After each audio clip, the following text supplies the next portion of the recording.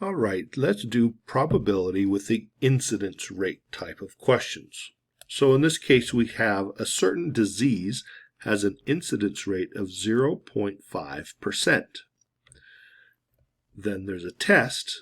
The false negative rate is 6%, and the false positive rate is 4%. And we're asked to compute a conditional probability, the probability that a person who tests positive actually has the disease.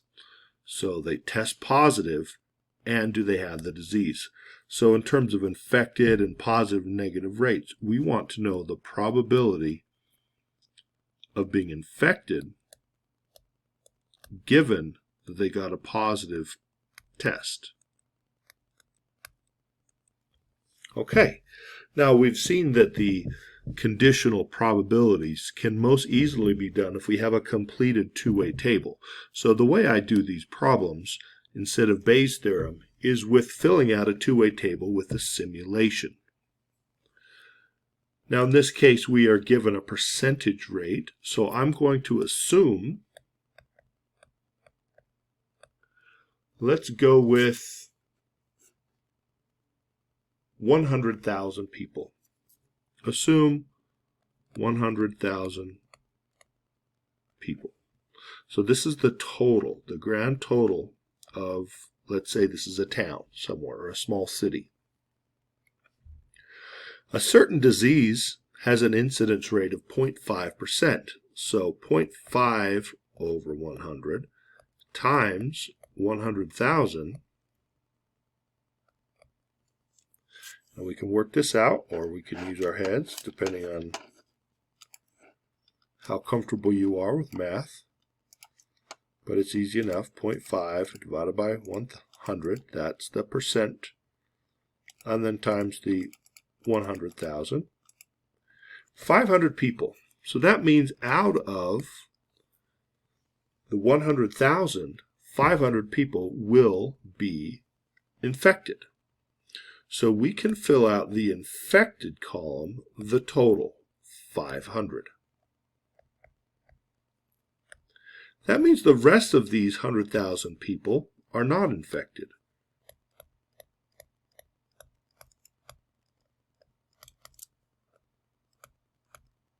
Oop, 99500. 99,500 are not infected. So we have 500 out of 100,000, that's 0.5% are infected. Okay, next up, let's take a look at the false negative rate. First off, where does the false negative go? So they get a negative test result, and it's false. So we're somewhere in the negative test result column, but it's false. So in order for a negative test to be false, that means that you're infected and it gave you a negative test. So this is the false negative. So we can work out this position. That's the false negative. Okay, 6%.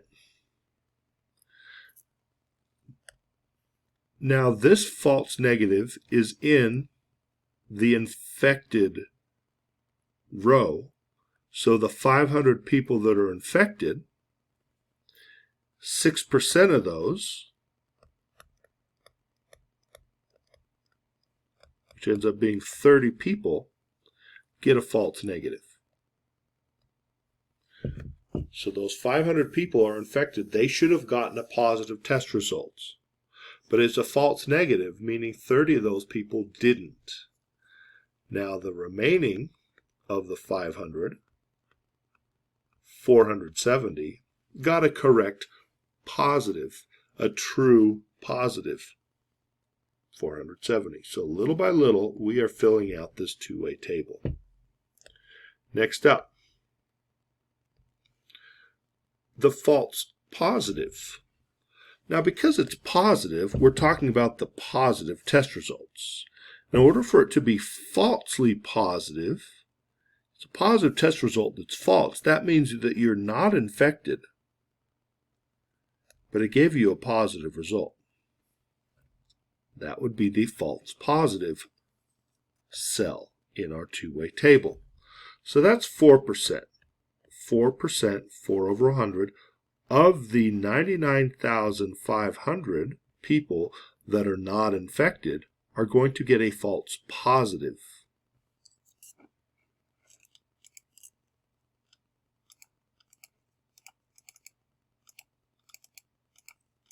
So what we get is 3,980 people got a false positive.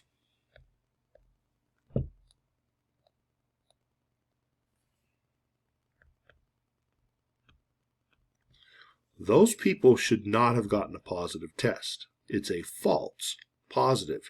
The 99,500 people that are not infected should have gotten a negative test, but we have a mistake in the test, and all tests make mistakes.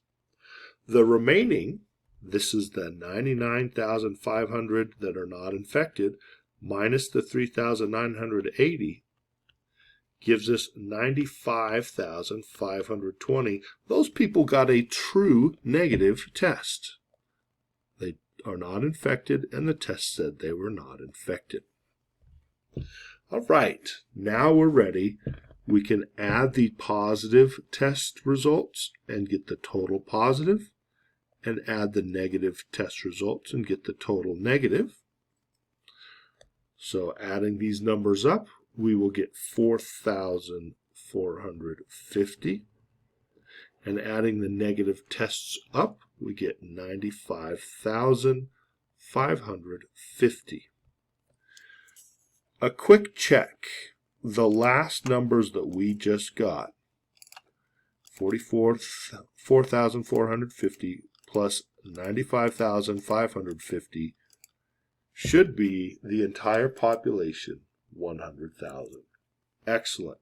So these numbers are all consistent. This is the 100,000 people and what this disease would show with the given tests. Now that we have all that in place, we can work on, doesn't matter, yellow, sure. Given that we had a positive test, that's this column. So now we're ready to finally answer the question. Given that we had a positive test, how many of those are infected? So the probability of infected given a positive test would be 4,450 people. And how many are infected? 470.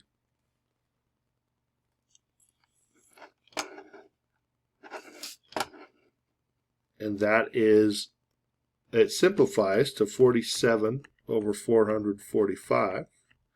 And that's approximately 10.56%.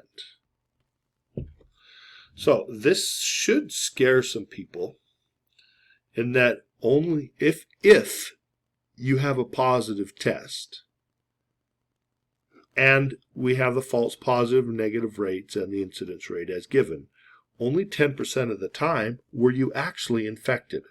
Most of the positive tests out there are people that are not infected, given these stats. This type of situation happens similarly for drug testing at work and pregnancy testing and lie detector tests. So this is kind of a point of concern. The biggest population are the ones that are like saying that they're not infected. The error is a large error given how big the population is. Sure, it's only 4%, but it's 4% of a huge number, and that gives us a big error.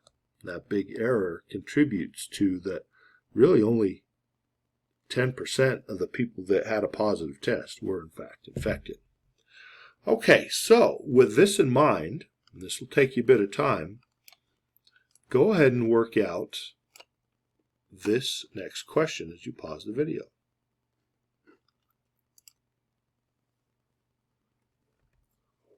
The table with 100,000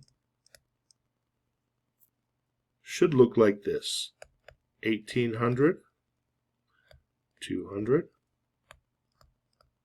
2,000, 980, 97,020, 98,000, and 2780, 97,220. And finally, the probability of infected given a positive test result would be 1,800 out of 2780, which is approximately 0.647. You can also write this as 64.7%. All right, I hope this helps.